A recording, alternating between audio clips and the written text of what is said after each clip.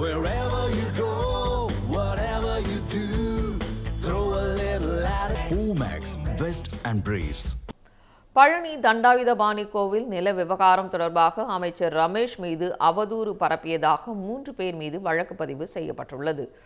பழனி மலை அடிவாரத்தில் அமைந்துள்ள பால தண்டாயுதபாணி சுவாமி கோவிலுக்கு சொந்தமான சுமார் 100 கோடி ரூபாய் மதிப்பிலான நிலத்தை முறைகேடாக தனி நபர்கள் பெயரில் பத்திரப்பதிவு செய்தது பெரும் சர்ச்சையை ஏற்படுத்தியுள்ளது. இந்த விவகாரம் தொடர்பாக அறநிலையத்துறை அமைச்சர் ரமேஷ் குறித்து சமூக வலைதளங்களில் அவதூறு மற்றும் தவறான தகவல்கள் பரப்பப்பட்டதாக புகார் எழுந்தது. சென்னை காவல் ஆணையர் அலுவலகத்தில் உள்ள மத்திய குற்றப்பிரிவில் தனிப்பட்ட முறையில் அமைச்சர் ரமேஷ் புகார் அளித்திருந்தார்.